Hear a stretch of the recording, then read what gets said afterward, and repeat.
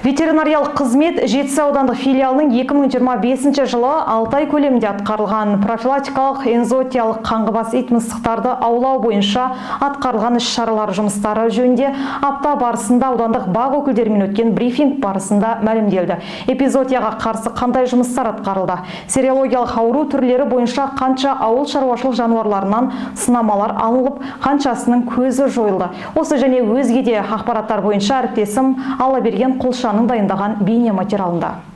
Түркістан облысы ветеринарлық басқармасының ветеринариялық қызметі Жетісай ауданы бойынша филиалында ағымдағы жылдың 6 ай көлемінде атқарылған жұмыстар жайында мәлім еткен ауыл шаруашылық жануарларына аса қауіпті аурулардың алдын алу бағыттарында энзоотияға қарсы вакцинациялау толығымен аяқталған.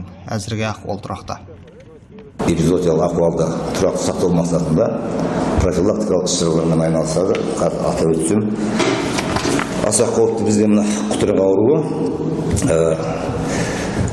жаңа өзім айтып, аудан көлемінде ағымдағы жылдың 6 айында ауыл шаруашылығының аса қауіпті ауруларға қарсы егу, диагностикалық зерттеу жұмыстарын орындау мақсатында төмендегіше шаралар атқарылды.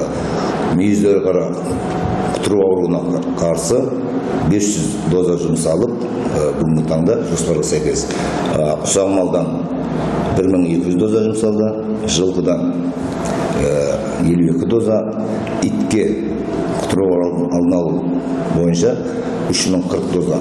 Бізде дозамен есептелінеді, себебі доза құтырық ауруына тек қана бір граммнан салынады. Ал серологиялық тексеру бойынша бруцеллез, туберкулез, жұқпалы эпидемия ауру түрлері бойынша мүйіздері қара ұсақ малдар үй жануарларынан сынамалар алынып, анықталған ауру түрлері бойынша күресу жұмыстары жүргізілген. Серологиялық зерттеу жұмыстарын осы ауданда жүргізіп отырамыз. Қалған вирусологиялық, бактериологиялық, паразитологиялық жұмыстарды біз облыс көлеміне жеткізіп, сол облыс көлемінде зерттеу жұмыстарын жүргізіп отырамыз.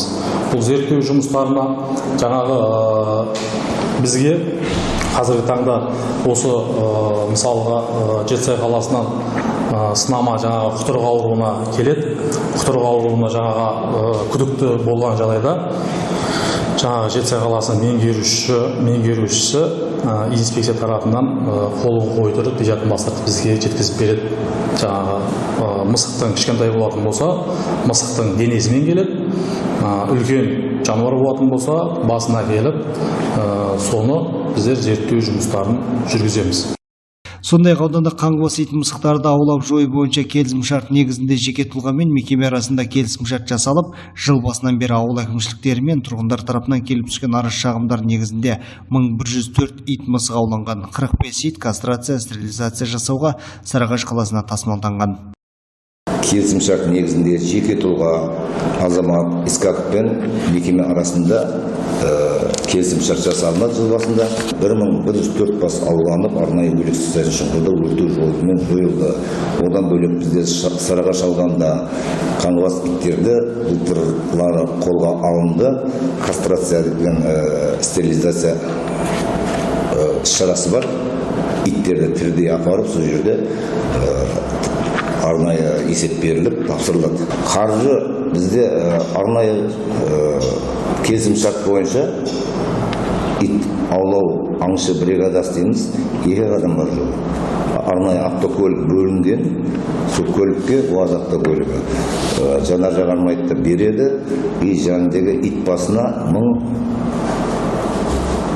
1056 теңге ма сондай. Соның ішінде жанындағы оғы, әйтпесе басқа да құрал саймандары бар. Айтып өтейік, көктемгі энзоотиялық іс-шаралар бойынша сала мамандарының мәліметіне сүйенер болсақ, ірі қара малдарды бүрку жоспар бойынша 65500, ұсақ малдар тоғыту 202500, қоражайлар мен жапсарлас аумақтарды залыстандыру 950.400 шаршы метр, сыртқы қоражайларды залыстандыру 250.200 шаршы метр, мал иірімдерін залыстандыру 750.600 шаршы метр, барлығы да толығымен 100%-ға орындалған. Аллаберген Құлша, Ғани Оралбайұлы, ақпарат Жетісай ауданынан.